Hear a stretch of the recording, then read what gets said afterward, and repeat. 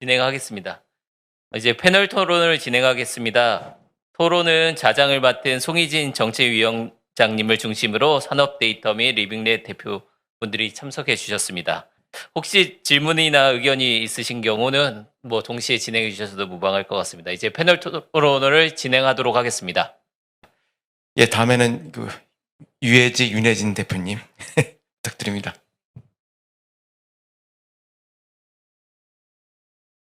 안녕하십니까. UAG의 윤혜진입니다. 오늘도 마찬가지지만 항상 인사를 하면 어디서 왔냐고 하고 울산에서 왔다 그러면 멀리서 오셨네요라고 하죠. 그리고 울산에서 이제 사업을 하시니까 서울로 오면 되지 않냐 하시는데 저희는 지금 데이터라는 말을 많이 쓰시는데 사실은 저희가 이 사업을 하게 된 건 대한민국에 가장 사고 폭발이 많이 났던 곳이 울산이었죠. 하지만 아무도 거기에 뉴스도 이제 은폐되거나 아무도 관심을 안 주셨기 때문에 이거를 당장 처리할 수 있는 회사가 필요했습니다. 사고가 사전에 나지 않도록 해라라는 게 저희의 지명이었고 저희가 이제 이걸로 연구 개발을 하게 되었죠. 근데 사실 울산에서 왜 그렇게 대형 사고가 많이 났냐고 하면 무작위적으로 전기를 돌리고 무작위적으로 공장을 돌렸기 때문이죠. 그러면 거기에 대한 무작위적인 산업 전기가 엄청나게 많이 흘렀는데도 불구하고 이거를 감시하는 대한민국의 기관이나 조직이 한 군데도 없었다는 게 증거가 된 거죠. 자, 그러면 저는 여기서 우려되는 게 공공이라는 말이 산업 데이터가 공공화가 될 수 있을까 우려가 있는 게 보통 산업 데이터들은 숨기고 싶은 거죠. 왜냐하면 문제의 근원이기 때문에. 보통 사람들은 잘 되는 건 홍보하지만 안 되는 건 홍보하지 않죠. 제가 하는 건 사고 폭발을 막고 과도한 전기가 흐르는 걸 방지하는 건데 이건 기업명을 밝히긴 그렇지만 대한민국의 모든 기업들이 그 기준을 넘어서서 진행을 하고 있기 때문에 저희를 불러서 가능한 안 나오게 가능한 밝히지 않게 해달라는 거죠. 자, 그렇다면 이 산업 데이터들을 과연 공개할 수가 있을까? 저희가 지금 노키아나 아니면 NCN이나 ABB나 많은 대기업들하고 MOU를 한 건 그 수많은 대기업들이 저희 같은 작은 회사와 MOU를 맺은 건 데이터가 없기 때문이지만 사실 저희 데이터는 조금 어떻게 말하면 긍정적인 데이터가 아니라 부정적인 결과에 쌓인 데이터들이죠. 그렇기 때문에 지금 공공 데이터를 해서 버스 정보나 아니면 사람의 뭔가를 이렇게 길을 안내해주는 데이터는 할 수 있겠죠. 긍정적이니까.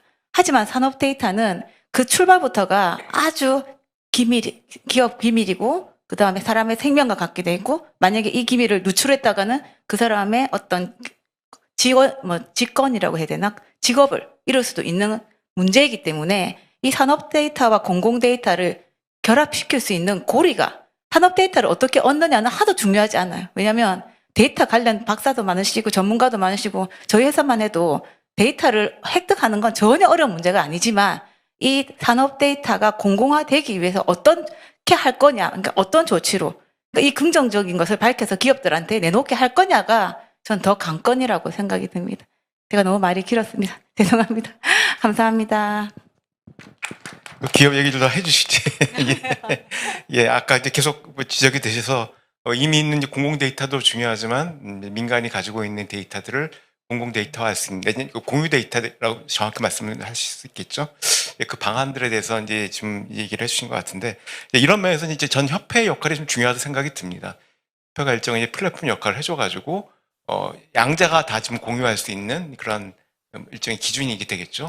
지금 이게 위험과 관련된 데이터일 수도 있지만 또 기업의 경쟁 의미와 관련된 데이터가 있을 텐데 어쨌든 산업 차원에서 공동으로 필요한 어떤 데이터, 어떤 솔루션들이 있다면은 이 협회가 중심이 되어가지고 양쪽 데이터를 모으고 솔루션들을 개발하는 프로젝트를 한다면은 일정한 정도의 이제 거기서 나온 결과들이 산업 차원에서 공유되는 그리고 산업이 직면한 일반적인 공통적인 문제들을 해결하는 것이기 때문에 어쨌든 이 사회화의 문제, 정보 누출의 문제들은 일부 해결할 수 있지 않을까 생각이 듭니다. 예, 지금 이제 토론자들의 말씀을 다 들었는데요. 이 토론들에 대해서 발표자분들께서 간단하게 코멘트, 감상 정도를 말씀해 주시면 좋을 것 같습니다. 그래서 마이크를 발표자분들께 넘기도록 하겠습니다. 예.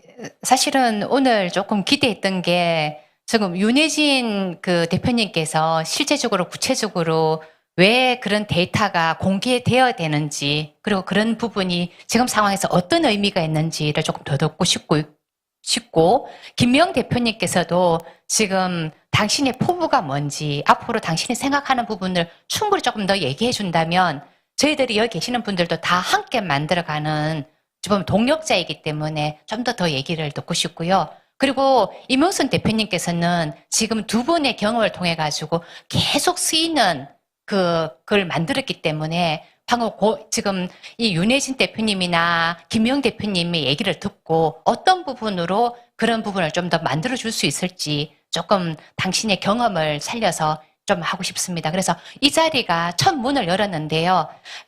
나중에 포럼을 했을 때 첫 내용이 이렇게 진화가 됐다라는 걸로 저는 가고 싶은 조그만 욕심이 있습니다. 그래서 오늘 이 걸음이 위대한 첫 걸음이 됐으면 하는 생각이 듭니다. 예, 다음에는 우리 산업안전을 담당하고 있는 윤혜진 대표님.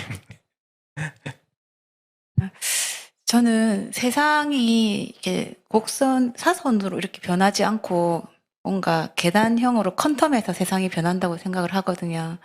저희가 산업 데이터나 산업 전기 이런 걸로 저희가 이렇게 이런 곳에도 오게 되고 저희를 주목하는 건 코로나라는 퀀텀이 있었거든요.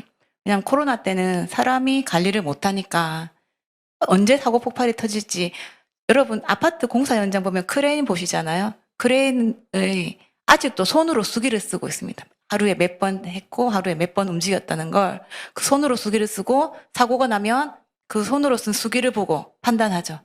하지만 이건 정확하지도 않고 조작될 수도 있다는 거죠. 그래서 코로나 때 저희 제품이 울산의 위험한 곳에 전국에 실리고 그 다음에 이제 중기청이나 아니면 산업안전부의 재난안전 제품으로 갑자기 그때는 별로 주목을 받지 못하다가 그 인증을 받으면서 이제 뭔가 사고가 날 것 같다라는 제품에 저희 걸 먼저 설치하도록 해주셨었어요. 그래서 저는 어떤 무조건 이렇게 해보자라는 것도 중요하지만 사실 코로나로 인한 어떤 계기가 있었듯이 저희한테도 뭔가 이렇게 공공 데이터나 이런 걸 해야 된다는 퀀텀의 어떤 발판이 있어야 된다고 생각을 하거든요. 그러면 그 발판이 뭔가를 봤을 때 사실 지금은 저희가 전기 얘기를 많이 하지만 이 전기는 개인적인 게 아니죠. 너무나 당연한 공적인 거죠. 그래서 솔직히 말씀드리면 저희가 베트남이나 아니면 중국이나 약간 반공상화 국가에 저희 같은 프로그램이 더 잘 되는 게 뭐냐면 의무적으로 공개하게 하고 의무적으로 깔게 하는 거죠. 근데 문제는 뭐냐면 공산국가는 기업의 발전을 도모하지 않기 때문에 발전이 없죠. 그런데 저희 나라 같은 경우에는 우리가 안전을 잘 지키고 있어라는 기업의 기부를, 그러니까 산업안전 기부라고 한다든지 아니면 그런 걸 광고할 수 있는 특혜를 주는 거죠. 저희가 제일 좋은 게 뭐냐면 전기세를 좀 싸게 해준다는 그런 거 잘하는 회사일수록 데이터를 공개할수록 아주 확실하게 눈에 보이는 증명 자료를 주는 거죠. 저희가 수많은 회사들하고 MOU를 하는 이유는 그 회사들은 MOU를 했으니까 우리 걸 관리하는 대신 너희는 말하지 마라는 MOU를 체결하는 거죠.